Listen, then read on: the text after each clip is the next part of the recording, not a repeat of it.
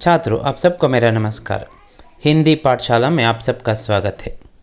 ವಿದ್ಯಾರ್ಥಿಗಳೇ, ಇವತ್ತು ನಾನು ಈ ವಿಡಿಯೋ ಮಾಡ್ತಿರೋ ಉದ್ದೇಶ ಏಪ್ರಿಲ್ 3ನೇ ತಾರೀಕು third semester BCom Hindi students ಅಂದರೆ ಲ್ಯಾಂಗ್ವೇಜ್ ಆಗಿ ಯಾರು ಹಿಂದಿನ ಕಲಿತಾ ಇದ್ದೀರಾ ಅವರಿಗೆ ಪರೀಕ್ಷೆ ಇದೆ. ಆ ಪರೀಕ್ಷೆಗೆ ಸಂಬಂಧಪಟ್ಟ ಹಾಗೆ ಯಾವ ರೀತಿ ನಾವು ಹೆಚ್ಚು ಮಾರ್ಕ್ಸನ್ನು ಸ್ಕೋರ್ ಮಾಡ್ಬೋದು ಹಿಂದಿನಲ್ಲಿ, ಅದರ ಬಗ್ಗೆ ಒಂದು ವಿಡಿಯೋನ ಮಾಡೋಕ್ಕೆ ನಾನು ಈಗ ಶುರು ಮಾಡಿದ್ದೀನಿ. ಇದರ ಉದ್ದೇಶ ಏನು ಅಂದರೆ, ಕೆಲವರಿಗೆ ಆನ್ಸರ್ಸ್ ಗೊತ್ತಿರುತ್ತೆ, ಆದರೆ ಹೇಗೆ ಬರೀಬೇಕು ಅಂತ ಗೊತ್ತಾಗಲ್ಲ, ಮತ್ತು ಏನನ್ನು ಓದಬೇಕು ಅಂತ ಗೊತ್ತಾಗಲ್ಲ. ಇನ್ನು ಕೆಲವರು ಓದೋದಕ್ಕೆ ಶುರು ಮಾಡಿರ್ತೀರ, ಆದರೆ ಯಾವುದನ್ನು ಫಸ್ಟ್ ಓದಬೇಕು, ಯಾವುದಕ್ಕೆ ಹೆಚ್ಚು ಪ್ರಿಫರೆನ್ಸ್ ಕೊಡಬೇಕು, ಪ್ರಿಯಾರಿಟೈಸ್ ಮಾಡ್ಕೊಳ್ಳೋದು ಇದರಲ್ಲಿ ಫೇಲ್ ಆಗಿಬಿಡ್ತೀರ.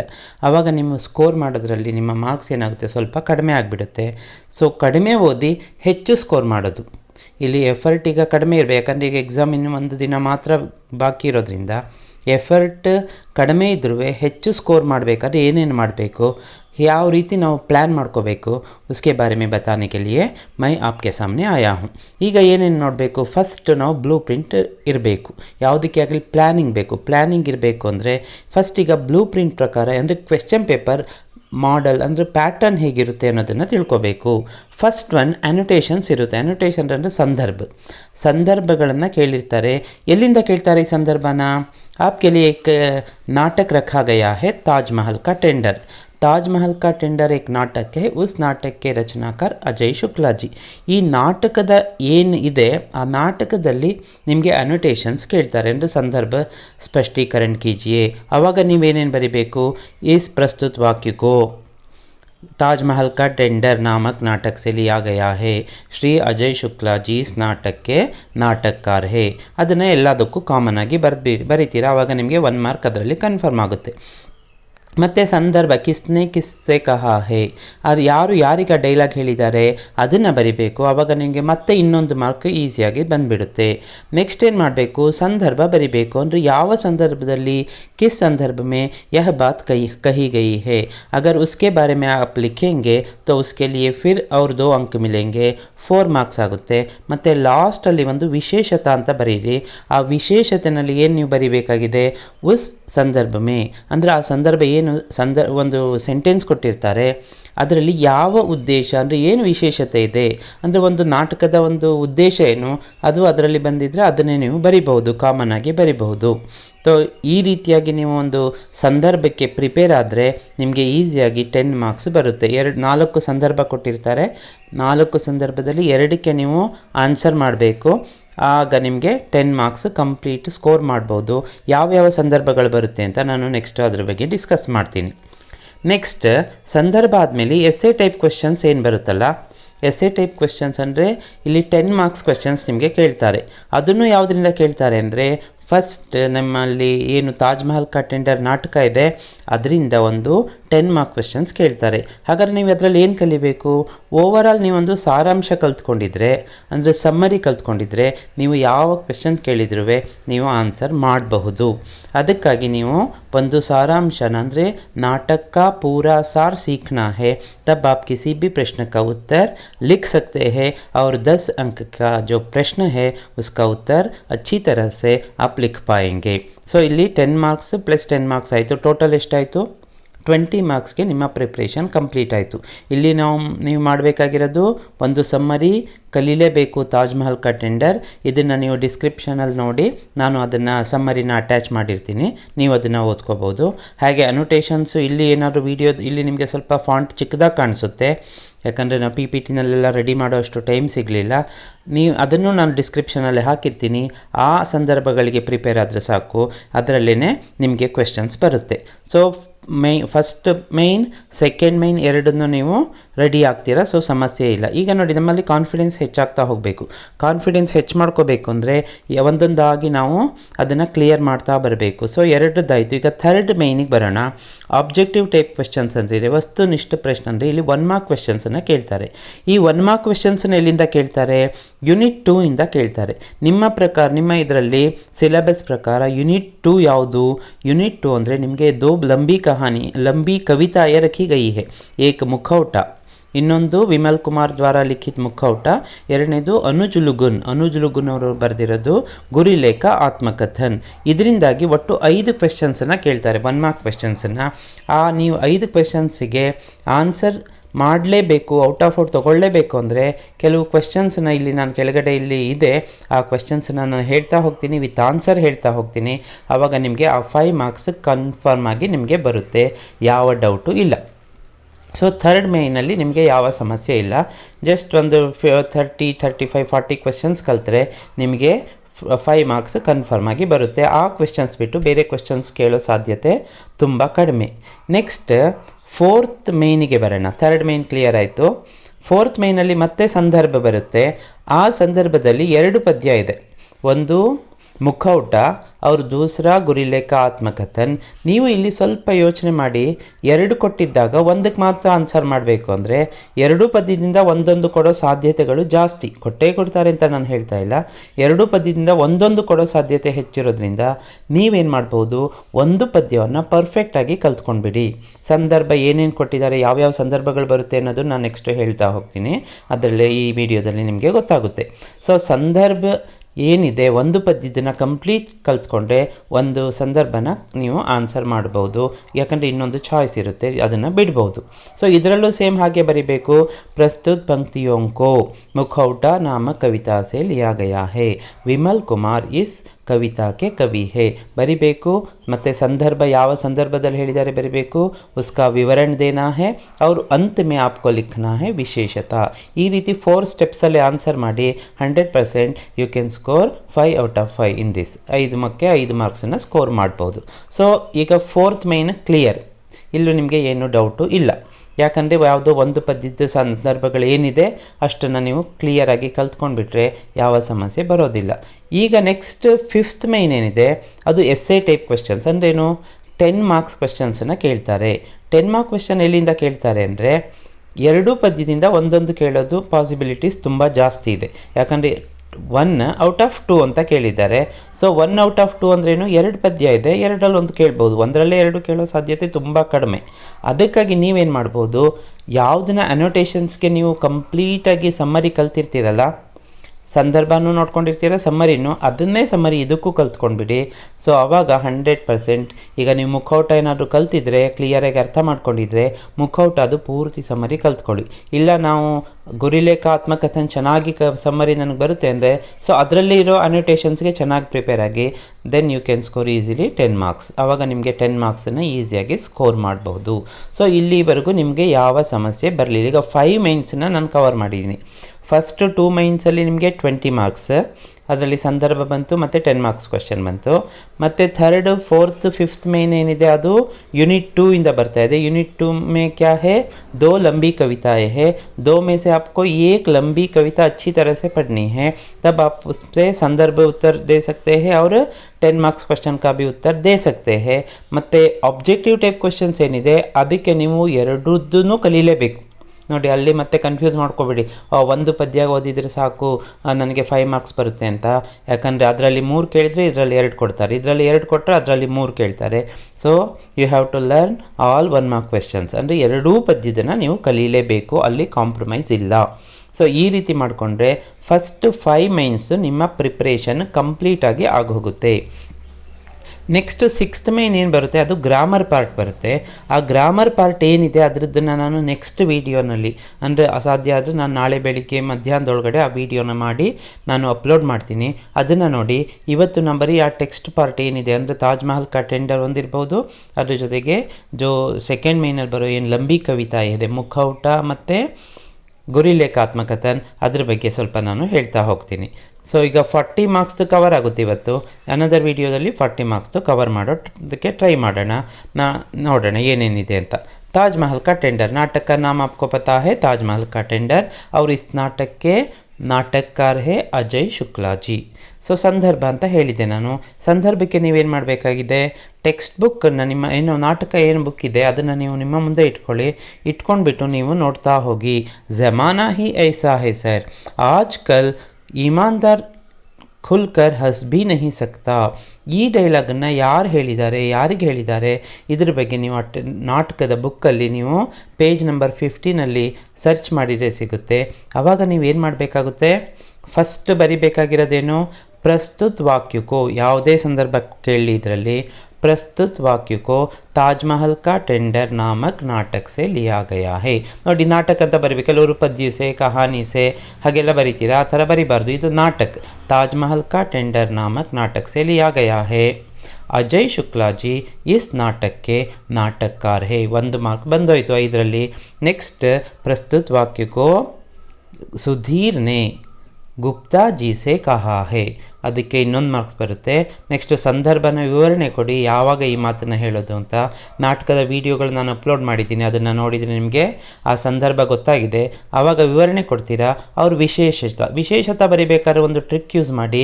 ಇಡೀ ನಾಟಕದಲ್ಲಿ ಭ್ರಷ್ಟಾಚಾರದ ಬಗ್ಗೆ, ಭಾರತ ಮೇ ಜೋ ಭ್ರಷ್ಟಾಚಾರ ಫೈಲಾ ಹುವಾ ಹೇ ಉಸಿ ಕೆ ಬಾರೆ ಮೇ ಬತಾಯಾ ಹೇ, ಅದನ್ನೇ ನೀವು ವಿಶೇಷತೆಯಾಗಿ ಬರಿಬೋದು. ಆಪ್ಕೋ ಪೂರ ಅಂಕ ಮಿಲೇಗ. ಸೊ ಈ ರೀತಿಯಾಗಿ ಫಸ್ಟ್ ಒನ್ ಆಯಿತು. ಕೆಲವನ್ನ ಮಧ್ಯೆ ಎಕ್ಸ್ಪ್ಲೇನ್ ಮಾಡ್ತಾ ಹೋಗ್ತೀನಿ. ಸೊ ಸೆಕೆಂಡ್ ಒನ್ ಇದೆ, ಹಾಂ ಖೈರ್ ಸೋತೋ ಹೇ ಕಾಮ್ ಭಿ ಶುರು ಹೋ ಜಾಯ್. ಈ ಥರ ಎರಡನೇದಿದೆ. ಪೇಜ್ ನಂಬರ್ 16 ನಿಮಗೆ ಇದು ಸಿಗುತ್ತೆ. ಯಾವ ರೀತಿ ಫಸ್ಟ್ ಒನ್ಗೆ ಹೇಳಿದ್ದೀನಿ ಅದೇ ಥರ ಸೆಕೆಂಡ್ ಒನ್ ಸರ್ಚ್ ಮಾಡಿ, ನಾಟಕದಲ್ಲಿ ನೋಡಿ ಯಾವ ಡೈಲಾಗ್ ಇದೆ, ಯಾರು ಕಿಸ್ಸೆ ಕಹಾ ಹೈ देखिए. नाटक का नाम और लेखक का नाम तो सीखना ही है, किसने कहा है सीखिए, संदर्भ देखिए और उसकी विशेषता लिखिए. विशेषता ज़्यादातर भ्रष्टाचार से संबंधित ही होती है. नेक्स्ट, वाह वाह क्या चीज़ है, 2 बरसों से देख रहा था. ಇದನ್ನು ನೋಡಿ ನೀವು ಪೇಜ್ ನಂಬರ್ 30 ನಿಮಗೆ ಸಿಗುತ್ತೆ. ಎಲ್ಲದನ್ನೂ ಎಕ್ಸ್ಪ್ಲೇನ್ ಮಾಡ್ತಾ ಹೋದರೆ ತುಂಬ ಟೈಮ್ ಆಗುತ್ತೆ. ಸೊ ನೀವು ಅದನ್ನು ನೋಡಿದರೆ ನಿಮಗೆ ಈಸಿಯಾಗಿ ಗೊತ್ತಾಗುತ್ತೆ. ಅರೆ ಆಪ್ ಕಹಾ ರಿಟೈರ್ ಹೋಂಗೆ ಆಪ್ಕೋ ತೋ ಎಕ್ಸ್ಟೆನ್ಷನ್ ಮಿಲೇಗಾ. ನೋಡಿ, ಡೈಲಾಗಲ್ಲೇ ನಿಮಗೆ ಗೊತ್ತಾಗ್ಬಿಡಬೇಕು ಇದು ಯಾವುದರಿಂದ ಇರ್ಬೋದು, ಯಾರು ಹೇಳಿರ್ಬೋದು.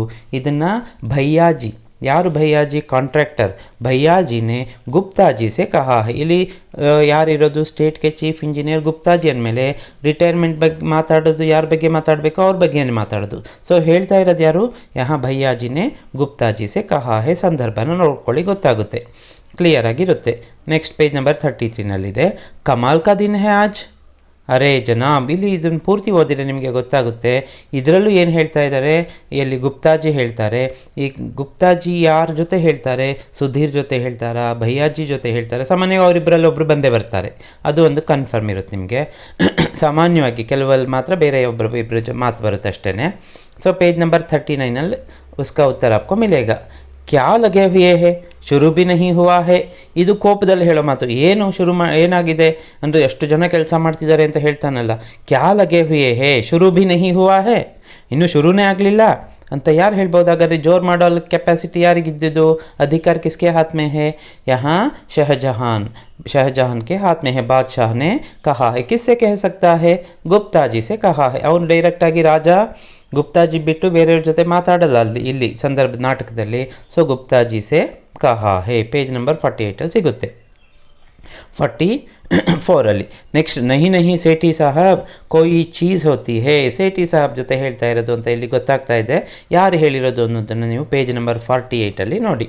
ಅರೆ ಸುನಿಯೇ ಜನಾಬ್ ಪವರ್ ಹೌಸ್ ನಹಿ ಹೇ. ಇಲ್ಲಿ ಪವರ್ ಹೌಸ್ ಇದೆ, ಇದಕ್ಕೆ ನೀವು ಇಲ್ಲಿ ಪೊಲ್ಯೂಷನ್ ಆಗುತ್ತೆ ಅಂತೆಲ್ಲ, ಪ್ರದೂಷಣ ಹೋ ಜಾತಾ ಹೇ, ಅದು ಇದು, ಯಹಾ ಜೋ 4 ಚಿಮ್ನಿಯಾ ಹೇ ಅಂತೆಲ್ಲ ಹೇಳ್ತಾನಲ್ಲ. ಆ ಚಿಮ್ನಿಯಾ ಅಲ್ಲ ಅಂತ ಹೇಳಬೇಕಾದ್ರೆ ಇಲ್ಲಿ ಹೇಳ್ತಾ ಇರೋ ಡೈಲಾಗ್ ಇದು. ಈಗ ನಿಮಗೆ ಇದನ್ನು ಪೇಜ್ ನಂಬರ್ 51 ಗೊತ್ತಾಗುತ್ತೆ. ಗುಪ್ತಾಜಿನೇ ಶರ್ಮಾಜಿ ಸೆ ಕಹಾ ಅಂತ ಗೊತ್ತಾಗುತ್ತೆ. ಆಪ್ ದೇಖ್ ಸಕ್ತೆ ಹೇ. ನೆಕ್ಸ್ಟ್, ಜಲ್ದಿ ಕರೋ ತಯಾರ್ ಹೋ ಜಾಯೇಗಾ. ಪೂರ್ತಿ ಕಂಪ್ಲೀಟ್ ಏನಿದೆ ನೋಡಿ ಪೇಜ್ ನಂಬರ್ 54 ಎಲ್ಲದಕ್ಕೂ ಕಾಮನ್ ಆಗಿ ಏನು ಹೇಳಿದ್ದೀನಿ ಅದನ್ನು ಬರೀತಾ ಹೋಗಿ. ಅರೆ ಸಾಹಬ್ ಜಮುನಾ ಜಿ ಮೇ ಇತನಿ ರೇತ್ ಹೇ ಕಿ. ಅದನ್ನು ಯಾರು ಹೇಳಿದ್ದಾರೆ ಅಂತ ಪೇಜ್ ನಂಬರ್ 56 ನೋಡಿ. ಅವ್ರು ತಾಜ್ ಮಹಲ್ ತಯಾರ್ ಡ್ಯಾಶ್ ಹಾಕಿ ಪಡಾ ಹೇ ಅಲ್ಲಿವರೆಗೂ ಇದೆ. ಪೇಜ್ ನಂಬರ್ 16 ಹಾಗೆ ಗುಪ್ತಾಜಿ ಕರ್ ರಹಾ ಹೂँ, ಇಲ್ಲಿ ಗುಪ್ತಾಜಿಗೆ ಹೇಳ್ತಾ ಇರೋದು ಕರ್ ರಹಾ ಹೂँ ಅಂದರೆ ಯಾರು ಹೇಳ್ತಾ ಇರೋದು ಅನ್ನೋದನ್ನು ಪೇಜ್ ನಂಬರ್ 61 ನೋಡಿ. ಸೊ ಇಲ್ಲಿ ನಿಮಗೆ ಸಂದರ್ಭ ಏನು 16 ಇದೆ, ಈ 13 ಸಂದರ್ಭಗಳನ್ನು ಕ್ಲಿಯರಾಗಿ ನೋಡ್ಕೊಳ್ಳಿ, ಆವಾಗ ನಿಮಗೆ ಅದರಲ್ಲಿ ಬಂದೇ ಬರುತ್ತೆ. ಸೊ ಲಾಸ್ಟ್ 3 ಏನಿದೆ ಅದನ್ನು ನೀವು ಸ್ಕಿಪ್ ಮಾಡಬಹುದು, ಮಾಡಿ ಅಂತ ಹೇಳ್ತಾ ಇಲ್ಲ, आप उसे छोड़ सकते हैं. नेक्स्ट, निबंधात्मक प्रश्न 10 अंक का प्रश्न. आपको क्या करना है, पूरा सार सीखना है, सारांश कलिबेकु। ताजमहल का टेंडर ನಾಟಕ ಸಾರಾಂಶ अपने ಶಬ್ದों में लिखिए। ಹಾಗೆ ಏನಿದೆ ನೀವು ಸಮ್ಮರಿ ಕಲ್ತ್ಕೊಂಡ್ರೆ ಯಾವುದೇ ಪ್ರಶ್ನೆಗೂ ನೀವು ಉತ್ತರವನ್ನು ಕೊಡ್ಬೋದು. ಸ್ವಲ್ಪ ಆಚೆ ಈಚೆ ಮಾಡಿ ನೀವು ಆ ಸಂದರ್ಭಕ್ಕೆ ತಕ್ಕಾಗೆ ಆನ್ಸರ್ ಮಾಡಿದರೆ ಆಯಿತು. ಸೊ ಇಲ್ಲಿಗೆ ಏನಾಯಿತು, ನಿಮಗೆ ತಾಜ್ महल का टेंडर जो नाटक है उसमें जो 20 अंक के प्रश्न आएंगे उसकी पूरी तैयारी हो जाती है. ಸೊ ತಾಜ್ ಮಹಲ್ का टेंडर ನಾಟಕದ 20 ಮಾರ್ಕ್ಸಿಗೆ ಈಸಿಯಾಗಿ ಕಲಿಬೋದು. ಕಲಿಯೋದೇನು, ನೀವು ಜಸ್ಟ್ ಒಂದು ಸಮ್ಮರಿ ಕಲಿತೀರಾ ಮತ್ತು ಅದ್ರ ಜೊತೆಗೆ ಸಂದರ್ಭ ಕಲಿತೀರಾ. ಸಂದರ್ಭದಲ್ಲಿ ಒಂದು 16 ಇದೆ, ಒಂದು 13ನ ಸರಿ ಕಲ್ತ್ಕೊಂಡ್ರೆ ನೀವು ಚೆನ್ನಾಗಿ ಸ್ಕೋರ್ ಮಾಡ್ಬೋದು. ಯಾಕಂದ್ರೆ ಈಗ ಇಂಟೆನ್ಸಿವ್ ಸ್ಟಡಿ ಆಗಬೇಕು. ಎಕ್ಸ್ಟೆನ್ಸಿವ್ ಸ್ಟಡಿ ಅಂದರೆ ಜಾಸ್ತಿ ಓದೋದು. ಇಂಟೆನ್ಸಿವ್ ಸ್ಟಡಿ ಅಂದ್ರೇನು, ಓದಿದ್ದನ್ನೇ ಮತ್ತೆ ಮತ್ತೆ ಓದಿ ಕ್ಲಿಯರಾಗಿ ಅರ್ಥ ಮಾಡ್ಕೊಳ್ಳೋದು. ನೆಕ್ಸ್ಟ್ ಈಗ ಯೂನಿಟ್ 1 ಕ್ಲಿಯರ್ ಆಯಿತು, 20 ಮಾರ್ಕ್ಸು ನಿಮಗೆ ಬಂತು ಅಂತ ತಿಳ್ಕೊಳ್ಳೋಣ. ಈಗ ಯೂನಿಟ್ 2 में जो लंबी कविताएँ है ಅದನ್ನು ನೆನ್ಪಿಟ್ಕೋಬೇಕು. लंबी कविताएँ एक मुखौटा है विमल कुमार इसके कवि है. यहाँ 1 अंक के प्रश्न पूछते हैं. थर्ड में इनके आंसर ಏನು ಬೇಕು, ಅದು 5 ಕ್ವೆಶ್ಚನ್ಸ್ಗೆ ಈ ಕ್ವೆಶ್ಚನ್ಗೆ ಆನ್ಸರ್ನ ಇಲ್ಲಿ ಕಲ್ತ್ಕೊಂಡ್ರೆ ಸಾಕು. इन्हीं प्रश्नों में से कोई 5 प्रश्न वे पूछेंगे. 2 पद्य ಇದೆ, गुरिलेखात्मकथन और मुखौटा. ಸೊ यहाँ भालू ने किसका मुखौटा पहना है. ಇಲ್ಲಿ ಭಾಲು ಅಂದ್ರೇನು, ಕರಡಿ. ಯಾವ್ದ್ರ ಮುಖೌಟ ಅಂದರೆ ಮುಖವಾಡ. ಇಲ್ಲಿ ಮನುಷ್ಯ ಪ್ರತಿಯೊಬ್ಬನೂ ಮುಖವಾಡ ಧರಿಸಿ ಓಡಾಡ್ತಾ ಇದ್ದಾನೆ. ಮುಖವಾಡ ಇಲ್ಲದೆ ಇರೋರೇ ಯಾರೂ ಇಲ್ಲ. ಬಡವನನ್ನು ಬಿಟ್ಟರೆ ಪ್ರತಿಯೊಬ್ಬರೂ ಇಲ್ಲಿ ನಾಟಕವನ್ನೇ ಮಾಡ್ತಾರೆ. ಎಲ್ಲರಲ್ಲೂ ಮುಖವಾಡ ಇದ್ದೇ ಇದೆ ಅಂತ ಹೇಳ್ತಾ ಇದ್ದಾರೆ. ಈ ಇದರಲ್ಲಿ ಭಾಲುನೆ ಕಿಸ್ಕಾ ಮುಖೌಟ ಪೆಹನಾ ಹೇ, ಅದಕ್ಕೆ ಉತ್ತರ ಏನು, ಭಾಲುನೆ ಶೇರ್ ಕಾ ಮುಖೌಟ ಪೆಹನಾ ಹೇ. ಇಲ್ಲಿ ಭಾಲು ಏನು, ಕರಡಿ ಏನಾಗಿದೆ, ಸಿಂಹದ ಮುಖವಾಡವನ್ನು ಹಾಕ್ಕೊಂಡಿದೆಯಂತೆ. ಶಹರ್ ಮೇ ಕಿಸ್ ಪ್ರಕಾರಕ್ಕೆ ವ್ಯಕ್ತಿ ಕಾ ಬಹಿಷ್ಕಾರ ಕಿಯಾ ಜಾತಾ ಹೈ. ಈಗ ಶಹರ್ ಅಂದರೆ ನಗರದಲ್ಲಿ ಎಲ್ಲರಲ್ಲೂ ಮುಖವಾಡ ಇದೆ ಅಂದಾಗ ಯಾರನ್ನು ಹಾಗಾದ್ರೆ ಬಹಿಷ್ಕಾರ ಮಾಡ್ತಾರೆ, ಯಾರನ್ನು ದೂರ. ಈಗ 10 ಜನ ಕಳ್ಳರಿದ್ದರೆ ಯಾರೊಬ್ಬ ಒಳ್ಳೆ ವ್ಯಕ್ತಿ ಇರ್ತಾನೆ, ಅವನನ್ನೇ ದೂರ ಮಾಡ್ತಾರೆ. ಹಾಗೆ जो मुखौटा नहीं पहनता उस व्यक्ति का शहर में बहिष्कार किया जाता है. तो बहिष्कार ಮಾಡೋದು ಯಾರನ್ನ, जो मुखौटा नहीं पहनता, जो सच्चा आदमी होता है उसी का बहिष्कार किया जाता है. बाजार का नियम क्या है. थर्ड क्वेश्चन, बाजार में सबको मुखौटा पहनना है, यही उसका नियम है. ಎಲ್ಲರೂ ಮುಖವಾಡ ಹಾಕ್ಕೋಬೇಕು. ನೋಡಿ, ಪ್ರತಿಯೊಬ್ಬರು ನಾವು ಜೀವನದಲ್ಲಿ ಮಾಡೋದೇ ಮುಖವಾಡ ಹಾಕ್ಕೊಂಡು ಜೀವನ ಮಾಡ್ತಾ ಇದ್ದೀವಿ. हमारी सच्चाई बाहर आती ही नहीं है, क्योंकि मुखौटा पहनकर हम जो हम कुछ भी बोलते हैं लोग हम पर विश्वास करते हैं. तो मुखौटा क्या है, हम सबको मुखौटा पहनना है, यही नियम है. जो मुखौटा नहीं पहनता उसे किससे लड़ना पड़ता है. ಯಾರು ಈ ಮುಖವಾಡವನ್ನು ಹಾಕೋದಕ್ಕೆ ಇಷ್ಟಪಡೋದಿಲ್ವಲ್ಲ, ಕಿಸ್ಸೆ ಲಡ್ನಾ ಪಡ್ತಾ ಹೇ, ಯಾರೊಂದಿಗೆ ಅವನು ಹೋರಾಡಬೇಕಾಗುತ್ತೆ. जो मुखौटा नहीं पहनता उसे बाजार से लड़ना पड़ता है, समाज से लड़ना पड़ता है. ಆನ್ಸರ್ ಬರಿಬೇಕಾದ್ರೆ ನೀವು ಬಾಜಾರ್ ಅನ್ನೋ ವರ್ಡನ್ನೇ ಯೂಸ್ ಮಾಡಬೇಕು, ಪರ್ಟಿಕ್ಯುಲರ್ ಆಗಿ ಬೇರೆ ವರ್ಡನ್ನು ಹಾಕಬೇಡಿ. मनुष्य द्वारा बनाए गए इस मुखौटे की विशेषता क्या है. तो मुखौटा बनाने वाला कौन, मनुष्य. ಈ ಮುಖವಾಡ ಮಾಡಿರೋದೇ ಮನುಷ್ಯ. ಇದರದ್ದು ಏನು ಸ್ಪೆಷಾಲಿಟಿ ಇದೆ, ವಿಶೇಷತಾ. ಮನುಷ್ಯ ದ್ವಾರ ಬನಾಯ ಗಯ ಮುಖೌಟ ಜಾದೂಯಿ ಹೇ. ಜಾದೂಯಿ ಅಂದ್ರೇನು, ಮ್ಯಾಜಿಕಲ್. ಇದೊಂದು ಜಾದೂ ಮಾಡುತ್ತೆ. ಅಂದರೆ ಮುಖವಾಡ ಹಾಕ್ಕೊಂಡು ಮಾತಾಡಿದರೆ ಈಗ ಅದರ ಮಹತ್ವವೇ ಜಾಸ್ತಿ ಇರುತ್ತೆ. ಜನ ಸುಲಭವಾಗಿ ನಂಬ್ತಾರೆ. ಯಾವ ರೀತಿ ಸಾಧು ಸನ್ಯಾಸಿಗಳ ವೇಷ ಹಾಕ್ಕೊಂಡು ಜನ ನಮ್ಮನ್ನು ಮೋಸ ಮಾಡ್ತಾರೆ, ಆ ರೀತಿ ಮುಖವಾಡವನ್ನು ಹಾಕಿ ಮಾತಾಡಿದರೆ ಜನ ಸುಲಭವಾಗಿ ನಂಬ್ತಾರೆ. ಮುಖೌಟ ಪೆಹನೆ ಲೋಗೋಂ ಕಿ ದುನಿಯಾ ಕೈಸಿ ಹೇ. ಯಾರು ಮುಖವಾಡ ಹಾಕ್ಕೊಂಡಿರ್ತಾರೆ ಉನ್ಕಿ ದುನಿಯಾ, ಪ್ರಪಂಚ ಹೇಗಿರುತ್ತೆ. ಮುಖೌಟ ಪೆಹನೆ ಲೋಗೋಂ ಕಿ ದುನಿಯಾ एक नाटक है, क्योंकि सबने मुखौटा पहना है तो सच्चाई किसी में नहीं दिखती. तो वे लोग सभी क्या करते हैं, ನಾಟಕ करते हैं. ಇದೊಂದು ನಾಟಕ ರಂಗ ಆಗಿಬಿಟ್ಟಿದೆ. ಪ್ರತಿಯೊಬ್ಬರು ಬೆಳಗ್ಗೆನಿಂದ ಸಂಜೆವರೆಗೂ, ಸಂಜೆಯಿಂದ ಬೆಳಗ್ಗೆವರೆಗೂ ನಾಟಕವನ್ನೇ ಮಾಡ್ತಾರೆ. मुखौटा पहनने से क्या होता है. मुखौटा पहनने से व्यक्ति का असली चेहरा छिप जाता है. मुखौटा पहनने से क्या होता है, ಹಾಕೊಳ್ಳೋದ್ರಿಂದ ಏನಾಗುತ್ತೆ, ಅಸಲಿ ಚೆಹರಾ छिप जाता है. ನಿಜವಾದ ಮುಖ ಏನಿರುತ್ತೆ, ವ್ಯಕ್ತಿತ್ವ ಏನಿರುತ್ತೆ, ವಹ छिप जाता. ಇಲ್ಲಿ ಮುಚ್ಚೋದು ಅರ್ಥ ಏನು, उसका व्यक्तित्व ही छिप जाता है. छिपನ ಅಂದರೆ ಮರೆಯಾಗುತ್ತೆ. मुखौटा पहनकर भले ही हम नाटक कर ले, पर क्या हम जीवन जी सकते हैं. ಈಗ ಮುಖೌಟ ಹಾಕ್ಕೊಂಡು ನಾಟಕ ಮಾಡ್ಬೋದೇ ಹೊರತು ಜೀವನವನ್ನು ಜೀವಿಸೋದಕ್ಕೆ ಸಾಧ್ಯನಾ, नहीं. ಮುಖೌಟಾ ಪೆಹನ್ಕರ್ ಹಮ್ ಭಲೆ ಹಿ ನಾಟಕ ಕರ್ಲೆ ಪರ್ ಜೀವನ್ ನಹಿ ಜಿಯಾ ಜಾ ಸಕ್ತಾ. ನಾವು ಜೀವನವನ್ನು ಜೀವಿಸಬೇಕು ಅಂದರೆ ಹಮೇ ಮುಖೌಟೆ ಕೋ ಉತಾರ್ ಕರ್ ಫೇಂಕ್ನಾ ಹೇ. ಆದರೆ ಆ ರೀತಿ ನಾವು ಮಾಡ್ತಾ ಇಲ್ಲ. ಮುಖೌಟಾ ಪೆಹನ್ಕರ್ ಕೌನ್ ರಾಜ ಬನ್ ಸಕ್ತಾ ಹೇ. ಯಾರು ರಾಜ ಆಗ್ಬೋದು ಮುಖವಾಡನ ಹಾಕ್ಕೊಂಡ್ರೆ? ಮುಖೌटा पहनकर गरीब भी राजा बन सकता है। ये गरीब बड़वनू राजा ಆಗ್ಬೋದು, सिर्फ एक मुखौटा पहनकर वह राजा बन सकता है। किस प्रकार के व्यक्ति का कोई मुखौटा नहीं होता? ಯಾವ ವ್ಯಕ್ತಿಗೆ ಯಾವುದೇ ಮುಖವಾಡ ಇರೋದಿಲ್ಲ? गरीब आदमी का कोई मुखौटा नहीं होता।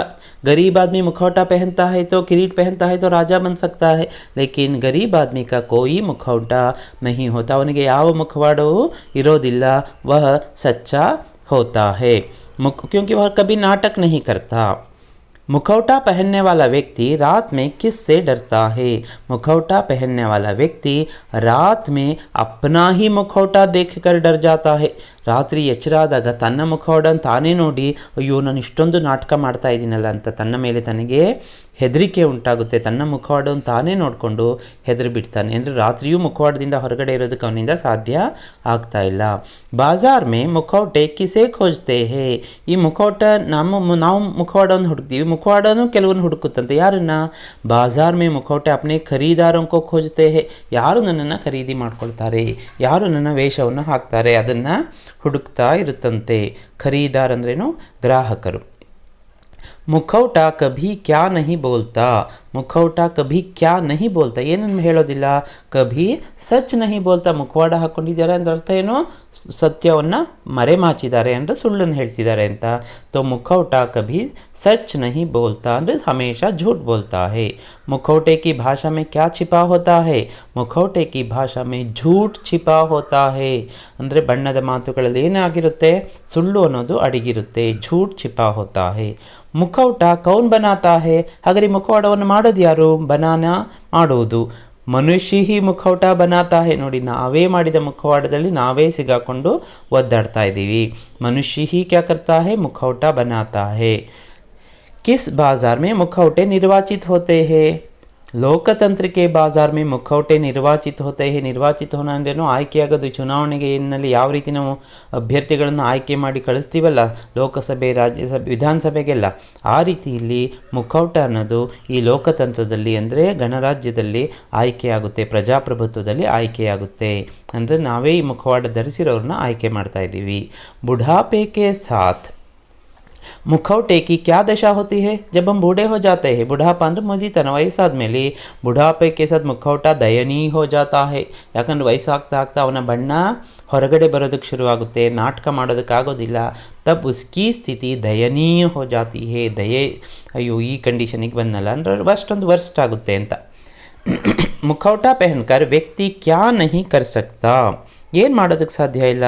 ಮುಖೌಟ ಪಹನ್ಕರ್ ವ್ಯಕ್ತಿ ಕಿಸಿ ಸೆ ಪ್ರೇಮ್ ನಹಿ ಕರ್ ಸಕ್ತಾ. ನೋಡಿ ಎಂಥ ಒಳ್ಳೆ ಆನ್ಸರ್ ಇದೆ. ಮುಖೌಟ ಪಹನ್ಕರ್ ಕೊಯ್ ಪ್ರೀತಿಸೋದಕ್ಕೆ ಸಾಧ್ಯ ಇಲ್ಲ. ಅಂದರೆ ನಿಜವಾದ ಪ್ರೀತಿ ಮಾಡೋರು ಮುಖವಾಡವನ್ನು ಹಾಕ್ಕೊಳ್ಳೋದಿಲ್ಲ, ಬಣ್ಣ ಬಣ್ಣದ ಮಾತುಗಳನ್ನು ಆಡೋದಿಲ್ಲ. ವೇ ದೂಸರೋಂ ಕೋ ಧೋಖಾ ನಹಿ ದೇತೆ ಕ್ಯೂಂಕಿ ವೇ ಕಭಿ झूठ नहीं बोलते क्योंकि उनके चेहरे पर कोई मुखौटा नहीं रहता। ಸೊ ಈ ರೀತಿಯಾಗಿ ಕ್ವೆಶ್ಚನ್ಗೆ ಆನ್ಸರ್ಸನ್ನು ಕಲ್ತ್ಕೊಂಡಿದ್ದೀರಾ. ನೆಕ್ಸ್ಟ್ ನಿಬಂಧಾತ್ಮಕ ಪ್ರಶ್ನೆಯಲ್ಲಿ ಮುಖೌಟ ಕವಿತಾ ಕೆ ಮಾಧ್ಯಮ ಸೆ ಕವಿ ಕ್ಯಾ ಸಂದೇಶ ದೇನಾ ಚಾಹತೆ ಹೇ ಸ್ಪಷ್ಟ ಕೀಜಿಯೇ. ಈ ಪ್ರಶ್ನೆಗಳಲ್ಲಿ ನೀವು ಇಡೀ ಏನು ಕವಿತಾ ಇದೆ ಅಂದರೆ ಈ ಪದ್ಯದ ಪೂರ್ತಿ ಲಂಬಿ ಕವಿತಾ ಇಸ್ಕಾ ಪೂರಾ ಸಾರ್ ಸೀಖಿಯೇ, ಕಲ್ತ್ಕೊಂಡ್ಬಿಡಿ. ಈ ನೋಡಿ, ಈ ಐದು 1 ಮಾರ್ಕ್ ಕ್ವೆಶನ್ಸ್ಗೆ ಇಷ್ಟು ಪ್ರಶ್ನೆಗಳು, ಮತ್ತು ಗುರಿಲೇಖಾತ್ಮಕಥನ ಏನಿದೆಯಲ್ಲ ಅನುಜುಲುಗುನ್ ಬರೆದಿರೋದು, ಅದರದ್ದು ಕಲ್ತ್ಕೊಂಡ್ರೆ 5 marks confirm. So 3rd main clear ಆಗುತ್ತೆ. ನೆಕ್ಸ್ಟ್ ನೋಡೋಣ ಸಪ್ರಸಂಗ ವ್ಯಾಖ್ಯಾಕ್ಕೆ ಪ್ರಶ್ನೆ. ಸಪ್ರಸಂಗ ವ್ಯಾಖ್ಯಾ ಅಂದ್ರೇನು? ಸಂದರ್ಭ, ಕಾಂಟೆಕ್ಸ್ಟ್ ಕ್ವೆಶನ್ಸ್. ಇಲ್ಲಿ ನೀವೇನು ಮಾಡಬೇಕು? ಅಲ್ಲಿ ನೀವು ಬರೆದಿದ್ದು ಯಾವುದು? ತಾಜ್ ಮಹಲ್ ಕಾ ಟೆಂಡರ್, ಅಜಯ್ ಶುಕ್ಲಾ ಬರೆದಿರೋದು. ಇಲ್ಲಿ ಬರೀತಿರೋದು ಲಂಬಿ ಕವಿತಾಸೆ. ಇಲ್ಲಿ ಬರಿಬೇಕಾದ್ರೆ ನೀವೇನು ಬರೀಬೇಕು? ಪ್ರಸ್ತುತ पंक्तियों को ಅಂತ ಬರೀರಿ, ವಾಕ್ಯ ಅಲ್ಲ, ಇದು पंक्तियाँ. ಈ ಪ್ರಸ್ತುತ पंक्तियों को मुखौटा नामक कविता से लिया गया है, इसके कवि है विमल कुमार ಅಂತ ಬರೀಬೇಕಾಗುತ್ತೆ. ನೆಕ್ಸ್ಟ್ ಸಂದರ್ಭ, किसने किससे कहा है, ಮತ್ತೆ ಸಂದರ್ಭ ಬರೀರಿ, ವಿಶೇಷತಾ ಬರೀರಿ. इस शहर में हर किसी को पहनना पड़ता है कोई ना कोई मुखौटा, जो नहीं पहनता मुखौटा वह शहर से बहिष्कृत रहता है. ಈ ನಗರದಲ್ಲಿ ಏನು ಮಾಡಬೇಕಾಗಿದೆ? ಪಟ್ಟಣದಲ್ಲಿ ಪ್ರತಿಯೊಬ್ಬರು ಮುಖವಾಡ ಹಾಕಿ ಜೀವಿಸಬೇಕಾಗಿದೆ. जो पहनता नहीं है उसे बहिष्कृत रहना पड़ता है. इसका मतलब है शहर से बाहर रहना पड़ता है, सबके साथ वह नहीं मिल पाता. तो इसका पूरा विवरण आप दे सकते हैं. तो पूरे 5 अंक आप ले सकते हैं।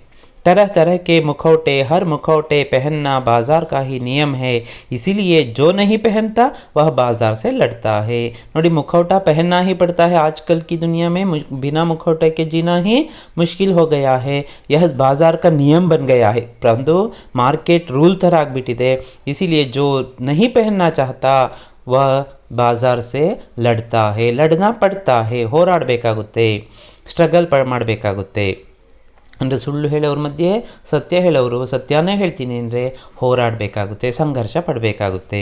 ಅವರು ಸುಳ್ಳು ಹೇಳೋದಕ್ಕೆ ಶುರು ಮಾಡಿದರೆ ಅವ್ರ ಜೊತೆ ಸೇರ್ಕೊಂಡು ಬಿಡ್ತಾರೆ, ಕಳ್ಳರ ಜೊತೆಗೆ ಕಳ್ಳನೇ ಆಗಿಬಿಟ್ರೆ ಆವಾಗ ಹೋರಾಟ ಅನ್ನೋದು ಇರೋದಿಲ್ಲ। ಲೇಕಿನ್ ಐಸಾ ಜೀವನ ಹಮೇ नहीं चाहिए। ನೀವು ನಿಮ್ಮ ವಿಶ್ಲೇಷಣೆನ ಕೊಡ್ತಾ ಹೋಗಿ ಇದರಲ್ಲಿ। किसी ने पहन लिया किसी का मुखौटा, उफ यह पूरा ही नाटक खराब हो गया, इस घटना से पात्र बदल गए। ಇಲ್ಲಿ ಮುಖೌಟ ಬದಲಾದ ಕೂಡಲೇ ಪಾತ್ರನೂ ಬದಲಾಗ್ಬಿಡುತ್ತೆ। ಒಬ್ಬ ವ್ಯಕ್ತಿ ಇರ್ತಾನೆ, ಒಬ್ಬ ಕಳ್ಳನಾಗಿರ್ತಾನೆ, ಅವನೇನೋ ಹೇಳ್ತಾ ಇರ್ತಾನೆ, ಆದರೆ ಅವನ ಮಾತಿಗೆ ಯಾರೂ ಕೇಳೋದಿಲ್ಲ। ಅದೇ ಆ ವ್ಯಕ್ತಿ ಮುಖೌಟ ಪಹನ್ಕರ್ कोई दूसरा पात्र अपना लेता है। ಒಬ್ಬ ಕಳ್ಳ ಇದ್ದವನು ಅವನ ಮಾತು ನಂಬ್ತಾ ಇದ್ದಾಗ ಒಂದು ಮುಖವಾಡ ಹಾಕಿ ಒಂದು ಸಾಧುವಿನ ಮುಖವಾಡವನ್ನು ಹಾಕಿದಾಗ ಎಲ್ಲರೂ ಅವನ ಮಾತನ್ನು ಭಕ್ತಿಯಿಂದ ಕೇಳೋದಕ್ಕೆ ಶುರು ಮಾಡ್ತಾರೆ। तो इस प्रकार पात्र ही बदल जाता है और उसकी बात सभी मानने लगते हैं। नेक्स्ट, नाटक में एक गरीब भी बन जाता है राजा, पहनकर उसका मुखौटा। राजा कभी गरीब नहीं बनता, क्योंकि गरीब आदमी का नहीं होता है कोई मुखौटा।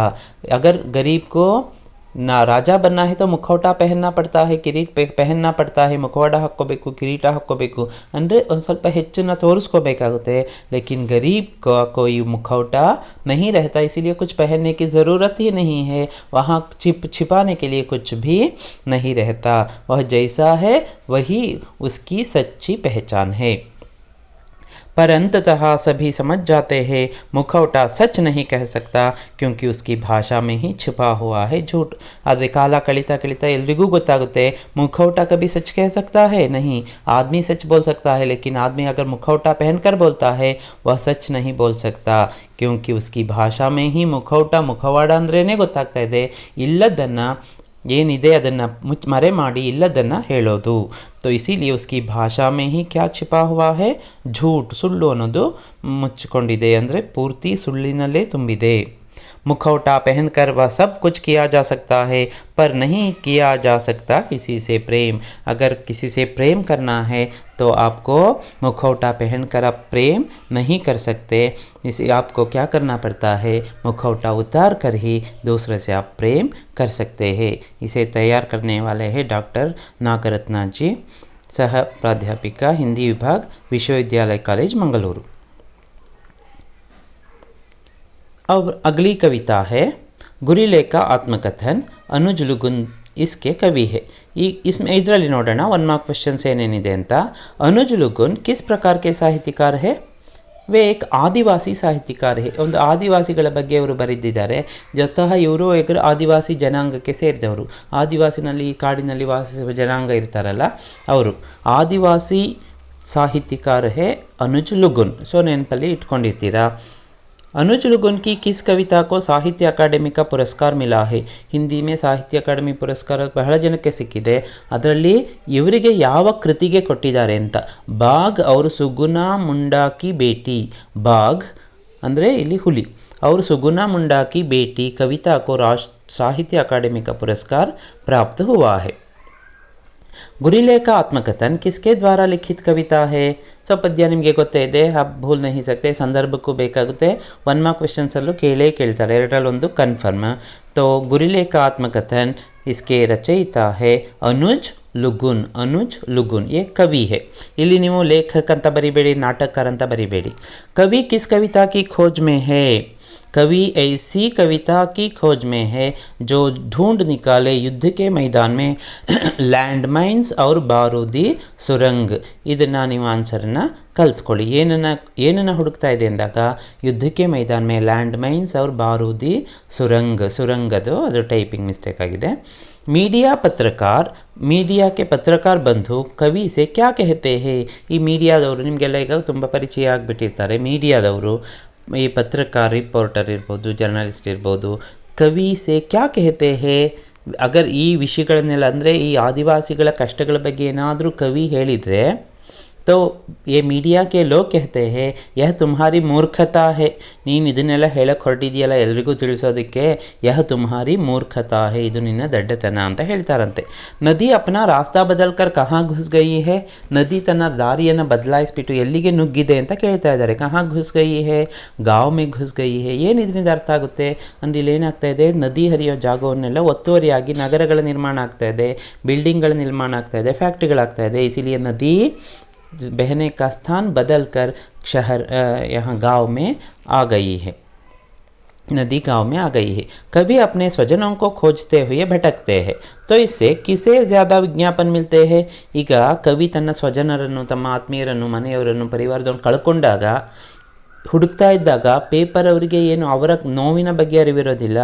ಅವ್ರಿಗೆ ಯಾರಿಗೆ ಇದರಿಂದ ಹೆಚ್ಚು ಬೆನಿಫಿಟ್ ಸಿಗುತ್ತೆ ಅಂತ ಹೇಳಿ ಅವರಿಗೆ ಹೆಚ್ಚು ಹೆಚ್ಚು ವಿಜ್ಞಾಪನೆ ಅಡ್ವರ್ಟೈಸ್ಮೆಂಟ್ ಸಿಗುತ್ತೆ, ಅಂದರೆ ಜಾಹೀರಾತು ಹೆಚ್ಚು ಸಿಗುತ್ತೆ. ಅದಕ್ಕೋಸ್ಕರವಾಗಿ ಇಂಥ ವಿಷಯಗಳನ್ನು ಹೆಚ್ಚು ಹೆಚ್ಚು ಹೈಲೈಟ್ ಮಾಡಿ ತೋರಿಸ್ತಾ ಇರ್ತಾರೆ. ಅಖಬಾರ್ ವಾಲೋಂಕೋ ಅಧಿಕ್ ವಿಜ್ಞಾಪನ್ ಮಿಲ್ತೆ ಹೇ, ಅಂದರೆ ನ್ಯೂಸ್ ಪೇಪರ್ ಅವರಿಗೆ ಇದರಿಂದ ಹೆಚ್ಚು ಹೆಚ್ಚು ಜಾಹೀರಾತು ಸಿಗುತ್ತೆ. ವಿಜ್ಞಾಪನ್ ಅಂದರೆ ಜಾಹೀರಾತು. कवि आदिवासी की दुखद परिस्थिति पर राष्ट्राध्यक्ष को पत्र क्यों नहीं लिखना चाहते. अगर राष्ट्राध्यक्ष राष्ट्रपति के अंदर लेटर बरीಬೋದಲ್ಲ, ಇವರ कंडीशन ಅಂದರೆ वर्स्ट कंडीशन ಇದೆಯಲ್ಲ, इनकी स्थिति के बारे में वे राष्ट्राध्यक्ष को एक पत्र लिख सकते हैं ना. क्यों नहीं लिखना चाहते कवि, क्योंकि ಯಾಕೆ ಬರೆಯೋದಿಲ್ಲ ಲೆಟರ್ ಅಂದರೆ, क्योंकि वे लोग इसे चुटकुला की तरह ಹಸಿ ಮಜಾಕ್ ಮೇಲೆ ಲೆಂಗೆ, ಇದೇನೋ ಒಂದು ಕಾಮಿಡಿ, ಒಂದು ಜೋಕ್ ಅಂತ ಅಂದ್ಕೊಂಡ್ಬಿಟ್ಟು ಬಹಳ ಲೈಟಾಗಿ ತೊಗೊಳ್ತಾರೆ, ಒಂದು ಕಾಮಿಡಿ ಥರ ಅಂದ್ಕೊಳ್ತಾರೆ. ಅದನ್ನು ಸೀರಿಯಸ್ ಆಗಿ ನನ್ನ ಕೋಳಿ ಸತ್ತೋಯ್ತು, ನನ್ನ ಕುರಿ ಸತ್ತೋಯ್ತು ಅಂತೆಲ್ಲ ಹೇಳಿದರೆ ಅದ್ರ ಬಗ್ಗೆ ಯಾರೂ ಹೆಚ್ಚು ಸೀರಿಯಸ್ ಆಗಿ ತೊಗೊಳ್ಳೋದಿಲ್ಲ ಅಂತ ಗೊತ್ತು. ಕವಿ को ये पता है, इसलिए वे लिखना पसंद नहीं करते. कवि किस सदमे में है, अपना जल ज़मीन जंगल पशु पक्षी के खो जाने के सदमे में है. ಸದ್ಮ ಅಂದರೆ ಶಾಕ್. ಕವಿಗೆ ಯಾವುದ್ರ ಶಾಕ್ ಆಗಿದೆ, ಯಾವುದರ ಶಾಕಲ್ಲಿದ್ದಾರೆ ಅವರು ಅಂದರೆ, ನೀರು ಹೋಯಿತು ಅಂದರೆ ನದಿಯೆಲ್ಲ ದಾರಿ ಬದಲಾಗಿದೆ, ಜಮೀನು ಹೋಗಿದೆ, ಜಂಗಲ್ ಭೀ ಗಯಾ, ಪಶು ಪಕ್ಷಿ ಜೋ ಸಾಥ್ ಮೇ ಥೇ ವೇ ಭೀ ಗಯೇ ಹೇ, ಇದೆಲ್ಲ ಕಳ್ಕೊಂಡಿರೋದ್ರಿಂದ ಅದು ಶಾಕಲ್ಲಿ ಕವಿ ಇದ್ದಾರೆ.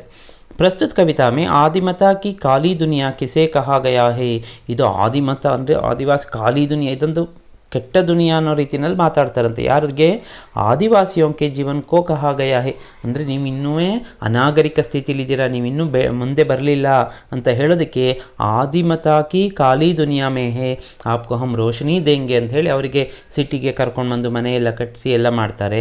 ಲೇಕಿನ್ ಆದಿವಾಸಿ ಶಹರ್ ಮೇ ಕಭಿ ಖುಷ್ ನಹೀ ರಹ ಸಕ್ತೆ, वे हमेशा अपने ही स्थान में जंगल में ही अपनी खुशी देख सकते हैं.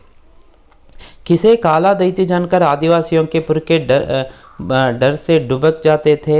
ಈ ಆದಿವಾಸಿಗಳು ಯಾವುದನ್ನ ಕಾಲಾ ದೈತ್ಯ, ಕಪ್ಪು ದೈತ್ಯ ಅಂತ ಹೇಳ್ತಾ ಇದ್ರು. ಮಾಲ್ಗಾಡಿ ಕೋ ದೇಖ ಕರ್ವೆ ಡರ್ ಕರ್ ದುಬಕ್, ರಾತ್ರಿ ಹೊತ್ತು ಈ ಮಾಲ್ಗಾಡಿ ಗೂಡ್ಸ್ ಟ್ರೈನ್ ಬಂದಾಗ ಅದನ್ನೇ ಕಪ್ಪು ದೈತ್ಯ ಬಂತು ಅಂತ ಹೇಳಿ ಹೆದರ್ಕೊಂಡು ಎಲ್ಲ ಮುಚ್ಚಿಟ್ಕೊಳ್ತಾ ಇದ್ರಂತೆ. ಕವಿ ಪ್ರಸ್ತುತ ಕವಿ ಅಂದರೆ ಅಲ್ಲೂ ನೋಡಿ ಟ್ರೈನ್ ಏನಾರ ಟ್ರ್ಯಾಕ್ ಎಲ್ಲ ಆಗ್ತಾ ಇದೆ ಅಂದರೆ ಕಾಡಿನಲ್ಲಿ ಇರುವ ಜನರ ನೆಮ್ಮದಿಯನ್ನು ಹಾಳು ಮಾಡ್ತಾ ಇದ್ದಾರೆ ಅಂತ ಇದರರ್ಥ. ಕವಿ ಪ್ರಸ್ತುತ ಕವಿತಾ ಮೇ ಕಿಸೆ ಬೇಮಾನಿಯವರ ಅನಾವಶ್ಯಕ ಚೀಸ್ ಮಾನ್ತೆ ಹೇ, ಯಾವುದು ಬೇಮಾನಿ, ಯಾವುದು ಅನಾವಶ್ಯಕದ್ದು ಅಂತ ಹೇಳ್ತಾರೆ.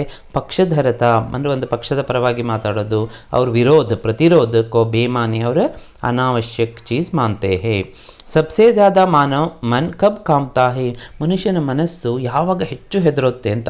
ಕಬ್ ಕಾಮ್ತಾ ಹೇ, ಹತ್ಯಾವೋನ್ಸೆ, ಸಾವಿನಿಂದ, ಕೊಲೆ, ಹತ್ಯೆ ಅಂದರೆ ಕೊಲೆಯಿಂದಾಗಿ ಮನುಷ್ಯ ಹೆಚ್ಚು ಹೆದರ್ತಾನೆ, ಆದರೆ ಹೆಚ್ಚು ಬಹಾನ ಮಾಡೋದು ಕೊಲೆ ಬಗ್ಗೆನೇ ಮಾಡೋದಕ್ಕೆ. ಹತ್ಯಾ ಉನ್ಸೆ ಸಬ್ಸೆ ಜ್ಯಾದಾ ಮಾನವ್ ಕಾ ಮನ್ ಕಾಂಪ್ತಾ ಹೇ, ಕಾಂಪ್ನ ಅಂದರೆ ಶೇಕ್ ಆಗೋದು, ನಡುಗೋದು. ಕೌನ್ ಫರ್ಜಿ ಮುಠಬೇಡ್ ಮೇ ಮಾರೇ ಜಾ ರಹೆ ಹೇ, ಈ ನಕಲಿ ಯುದ್ಧಗಳಿಂದ ಹೋರಾಟಗಳಿಂದ ಯಾರು ಸಾಯ್ತಾ ಇರೋದು ಹೆಚ್ಚಾಗಿ. ಆದಿವಾಸಿಯೋಂ ಕಾ ಪೂರಾ ಪರಿವಾರ್ ಫರ್ಜಿ ಮುಠಬೇಡ್ ಮೇ ಮಾರಾ ಜಾ ರಹಾ ಹೇ, ಯಾವುದೋ ಒಬ್ಬ ಟೆರರಿಸ್ಟೋ ಏನೋ ಅಥವಾ ನಕ್ಸಲೈಟ್ಸೋ ಯಾರೋ ಸೇರ್ಕೊಂಡಿದ್ದಾರೆ ಅಂಥೇಳಿ ಅವ್ರನ್ನ ಸಾಯಿಸ್ಬೇಕಾದ್ರೆ ಆದಿವಾಸಿಗಳಿಗೆ ತೊಂದರೆ ಆಗ್ತಾ ಇದೆ. ಕಾಡಿನಲ್ಲಿ ಅವರು ಆಶ್ರಯ ಪಡಿತಾರೆ, ಅವ್ರನ್ನ ಹಿಡಿಯೋದಕ್ಕೆ ಇವರು ಏನು ಮಾಡ್ತಾರೆ, ನಕಲಿ फर्जी मुठभेड़ करके आदिवासियों के जीवन का अंत कर रहे हैं. अत्याचार सहते हुए आदिवासी का जीवन कैसा हो गया है, ಈ ಅತ್ಯಾಚಾರವನ್ನು ತಡೆದು ಏನಾಗಿದೆ, ಅವರ ಜೀವನ ಹೇಗಾಗಿರ್ಬೋದು. ಆದಿವಾಸಿ ಕಿ ಪೆಹಚಾನ್ ದ್ವೀಪ್ ಮೇ ಭಟ್ಕೆ अटके नाविक की तरह हो गई है. इनका जीवन एक ದ್ವೀಪ್ में अटके नाविक की तरह है. ಅಂದರೆ ಒಂದು ದ್ವೀಪದಲ್ಲಿ ಸಿಗಾಕೊಂಡಿರೋ ಒಬ್ಬ ನಾವಿಕನ ಥರ ಆಗಿದ್ದಾನೆ. वह अपनी बात बताता है, रक्षा के लिए पुकारता है, चिल्लाता है, लेकिन उसकी आवाज़ दूसरे ದ್ವೀप तक नहीं पहुंच पाती. ಅವನ ವಾಯ್ಸ್ ಬೇರೆ ದ್ವೀಪದವರೆಗೂ ರೀಚೇ ಆಗೋದಿಲ್ಲ. ಏನೋ ಹೇಳ್ತಿದ್ದಾನೆ, ಅದು ಏನು ಹೇಳ್ತಿದ್ದಾನೆ ಅನ್ನೋದು ಯಾರಿಗೂ ಗೊತ್ತಾಗೋದಿಲ್ಲ. ಅಂದಮೇಲೆ ಉಸ್ಕಿ ಮದದ್ ಕರ್ನೆ ಕೋಯಿ ನಹಿ ಜಾತಾ, ಅಂದರೆ ಅವನಿಗೆ ಸಹಾಯ ಯಾರು ಮಾಡೋದಕ್ಕೆ ಹೋಗೋದಿಲ್ಲ. ससंदिरी किसे कहा जाता है, इंपॉर्टेंट ನೋಡಿ. ससंदिरी आदिवासियों का एक सांस्कृतिक पत्थर, ಅವರೊಂದು ಸಾಂಸ್ಕೃತಿಕ ಪತ್ಥರ, ಒಂದು ಕಲ್ಲಿದೆಯಂತೆ.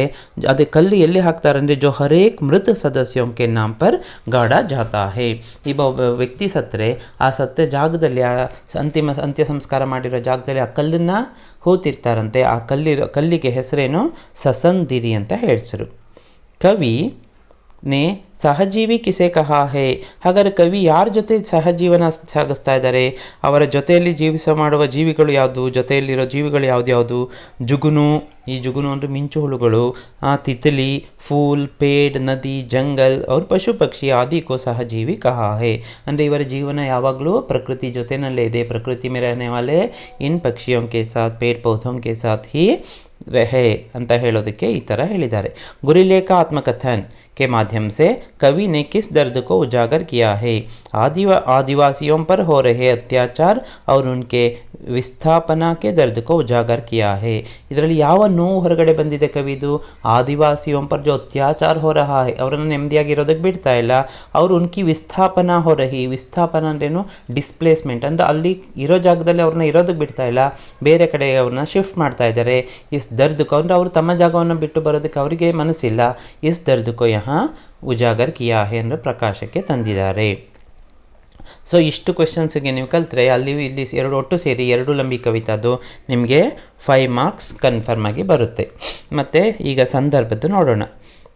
ಮೈ ಏಕ್ ನೀವು ಸಂದರ್ಭಕ್ಕೆ ನೀವು ಅದರಲ್ಲಿ ಒಂದನ್ನು ಚೆನ್ನಾಗಿ ಕಲ್ತ್ಕೊಳ್ಳಿ. ಇಲ್ಲೂ ಇದೆ, ಬೇಕು ಅನ್ನೋರು ಇದನ್ನು ಕಲ್ತ್ಕೊಂಡ್ರೆ ಸಾಕು, 100% ನಿಮಗೆ ಏನಾಗುತ್ತೆ. ಸೊ ಸಂದರ್ಭಕ್ಕೆ ಆನ್ಸರ್ ಮಾಡೋದಕ್ಕೆ ಯಾವುದೇ ಸಮಸ್ಯೆ ಆಗೋದಿಲ್ಲ. ಸಮ್ಮರಿನೂ ಅಷ್ಟೇ, इसका सार भी आप पूरी तरह से सीख सकते हैं. इसकी रचना करने वाले हैं डॉक्टर सुमाटी रोडन्नवर जी, संयोजिका स्नातकोत्तर हिंदी अध्ययन विभाग, विश्वविद्यालय कॉलेज मंगलुरु. और ताजमहल का टेंडर जो नाटक है, इन प्रश्नों की रचयिता है. ताजमहल का टेंडर नाटक का नाम आपको पता है, और लेखक है अजय शुक्ला जी, और इसकी प्रस्तुति की है डॉक्टर कल्पना प्रभुजे जी, हिंदी विभाग अध्यक्ष, केनरा कॉलेज मंगलुरु. सुनने के लिए आप सबको धन्यवाद. और ಮತ್ತೆ ನಾಳೆ ಬೆಳಿಗ್ಗೆ ಒಂದು ವಿಡಿಯೋ ನಾನು ಮಾಡ್ತಾ ಇದ್ದೀನಿ. ಈಗ ನಾನು ಏನು ಮಾಡಿದ್ದೀನಿ ಅಂದರೆ ನಿಮಗೆ ಒಟ್ಟು ಒಂದು ನಾಟಕ ಮತ್ತು 2 ಲಂಬಿ ಕವಿತಾದ ಬಗ್ಗೆ ಹೇಳಿದ್ದೀನಿ. ಇದಾದಮೇಲೆ ಲಾಸ್ಟಿಗೆ ಈಗ 40 ಮಾರ್ಕ್ಸ್ದು ಕವರ್ ಆಯಿತು. ಇನ್ನು 40 ಮಾರ್ಕ್ಸ್ ಏನು ಗ್ರಾಮರ್ ಪಾರ್ಟ್ ಇದೆಯಲ್ಲ ಅದ್ರ ಬಗ್ಗೆ 40 ಮಾರ್ಕ್ಸ್ ನೋಡಿ. ಈಗ ಫಸ್ಟ್ ಮೈನ್ ಆಯಿತು, ಸೆಕೆಂಡ್ ಮೈನ್ ಆಯಿತು, third main 1 mark question, fourth main ಸಂದರ್ಭ, ಫಿಫ್ತ್ ಟೈಮ್ 10 ಮಾರ್ಕ್ಸ್ ಕ್ವೆಶ್ಚನ್ ಆಯಿತು. ಈಗ ಥಿಯರಿಟಿಕಲ್ ಕ್ವೆಶ್ಚನ್, ಟೆಕ್ನಿಕಲ್ ಟರ್ಮ್ಸ್ ಅಂದರೆ ಪಾರಿಭಾಷಿಕ ಶಬ್ದಾವಳಿ, ಅಡ್ವರ್ಟೈಸ್ಮೆಂಟ್ಸ್ ಅಂದರೆ ನಿಮಗೆ ಗೊತ್ತಿದೆ, ಆ್ಯಡ್ಗಳ ಬಗ್ಗೆ ಯಾವ ರೀತಿ ಬರೀಬೇಕು, ವಿಜ್ಞಾಪನ್, ಇಂಟರ್ವ್ಯೂ, ಸಾಕ್ಷಾತ್ಕಾರ ಬಗ್ಗೆ ಏನು, ಭೇಂಟ್ ವಾರ್ತಾ ಅಥವಾ ಸಾಕ್ಷಾತ್ಕಾರ, ಮತ್ತು ಅನ್ಸಿನ್ ಅಪಠಿತ ಪದ್ಯಾಂಶ, ಮತ್ತು ಸಂಕ್ಷೇಪಣ ಅಥವಾ ಪಲ್ಲವನ ಬಗ್ಗೆ, ಮತ್ತು ಡೈಲಾಗ್ ರೈಟಿಂಗ್ ಅಂದರೆ ಸಂವಾದ ಲೇಖನ. ಇನ್ನು 40 ಮಾರ್ಕ್ಸ್ ಬಗ್ಗೆ ನಾಳೆ ಬೆಳಿಗ್ಗೆ ನಾನು ಆದರೆ ಒಂದು ವಿಡಿಯೋ ಮಾಡಿ ಅಪ್ಲೋಡ್ ಮಾಡ್ತಾಯಿದ್ದೀನಿ. ನಿಮ್ಮೆಲ್ಲರಿಗೂ ನಮಸ್ಕಾರ. ಏನಾದರೂ ಸಂಶಯಗಳಿತ್ತು ಅಂದರೆ ಈ ನಂಬರಿಗೆ ಕಾಲ್ ಮಾಡ್ಬೋದು. Thank you.